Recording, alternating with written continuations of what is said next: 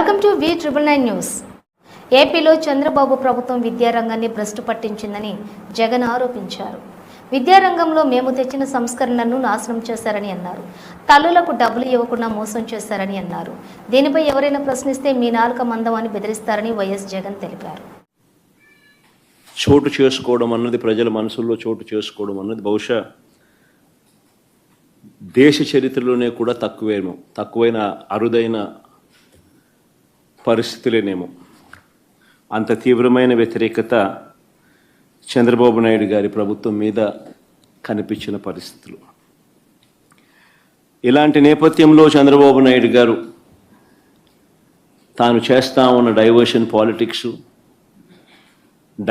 Politics నుంచే కాకుండా చంద్రబాబు నాయుడు గారి ప్రతి మాటలోనూ కూడా అసహనం కూడా కనిపిస్తూ ఉంది. అందుకే నియంతగా తాను మారి అణిచివేత అన్న పదానికి నిజంగా ఒక నిర్వచనంగా చంద్రబాబు నాయుడు గారు ఈరోజు తయారయ్యారు. నిన్న నా ప్రోగ్రాం కూడా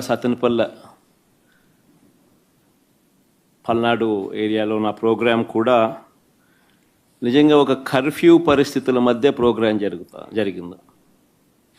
ఆశ్చర్యం కలిగించే విషయం, అసలు ప్రజలను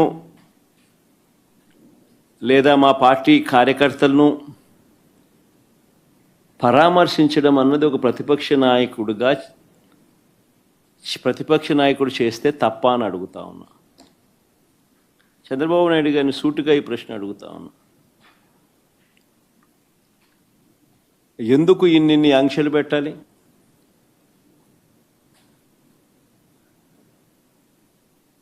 ఎందుకు పోలీసులను ఎక్కడ పడితే అక్కడ పెట్టి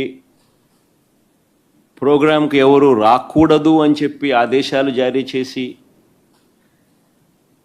ఎందుకు వచ్చిన వాళ్ళందరి మీద కూడా ఎక్కడికక్కడ కట్టడి చేసే కార్యక్రమం ఎందుకు చేయాల్సి వచ్చింది? చంద్రబాబు గారు నోట్లో నుంచి ఇటువంటి మాటలు వచ్చినాయి కాబట్టే ఎన్ని అడ్డంకులు క్రియేట్ చేసినా ప్రజల్లోనూ కార్యకర్తల్లోనూ ఒక విప్లవం వచ్చింది. నిన్న ప్రోగ్రాం ఎలా జరిగింది అన్నదానికి నేను చెప్పాల్సిన పనిలా, బహుశా నాకన్నా కూడా మీ అందరికీ కూడా ఎక్కువ అవగాహన ఉంటుంది. కానీ ఒక ప్రతిపక్ష నాయకుడు ప్రజలను కలవడానికి వెళ్ళినప్పుడు కానీ, లేదా పార్టీ నాయకులను పరామర్శించడానికి వెళ్ళినప్పుడు కానీ ఎందుకు ఇలాంటి ఆంక్షలు విధించాలని అడుగుతా ఉన్నా. మొన్న పొగాకు రైతులకు సంబంధించి పొదిలి వెళ్తే నిజంగా అక్కడ కూడా ఆశ్చర్యం కలిగించే విషయం, పొగాకు రైతులు కష్టాలు పడతా ఉన్నారు. పండించిన పంటకు గిట్టుబాటు ధర రావడం లేదు. అలాంటి నేపథ్యంలో 2 ఆత్మహత్యలు జరిగాయి పరుచూరు, కొండేపిలో. ఇలాంటి పరిస్థితుల మధ్య అక్కడ జరుగుతూ ఉన్న పరిస్థితుల మధ్య రైతులకు సంఘీభావంగా ప్రతిపక్ష నాయకుడు అక్కడికి వెళ్తే ఆ కార్యక్రమంలో ప్రజలు పెద్ద ఎత్తున పాల్గొంటే దాదాపుగా 40,000 పైచిలుకు మంది ఆ కార్యక్రమంలో పాల్గొంటూ ఆ ప్రోగ్రాం జరుగుతూ ఉన్నప్పుడు 40 మందే ఎంచినా కూడా అంతకన్నా ఎక్కువ మంది కూడా కనపడరు. 40 మందితో నువ్వు 40,000 మంది జరిగే ప్రోగ్రాం మీద రాళ్ళు వేయాలని ప్రయత్నం చేస్తావు.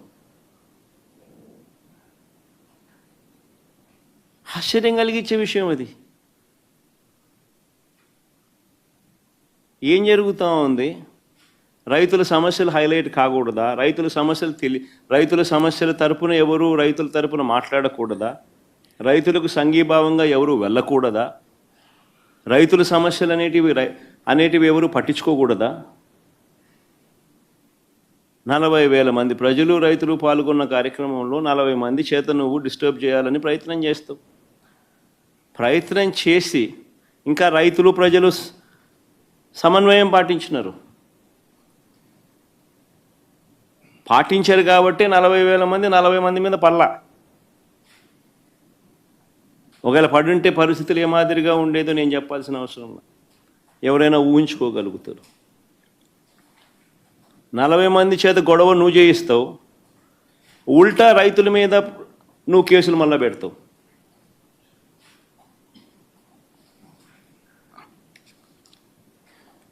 నేను అడుగుతా ఉన్నా చంద్రబాబు నాయుడు గారిని, ఎందుకు ఇంత భయపడతా ఉన్నావు, ఎందుకు ఇంత అసహనం అని అడుగుతా ఉన్నా చంద్రబాబు నాయుడు.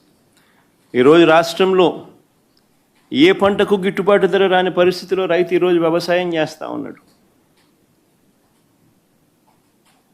వరి కొనుగోళ్లకు సంబంధించి రైతు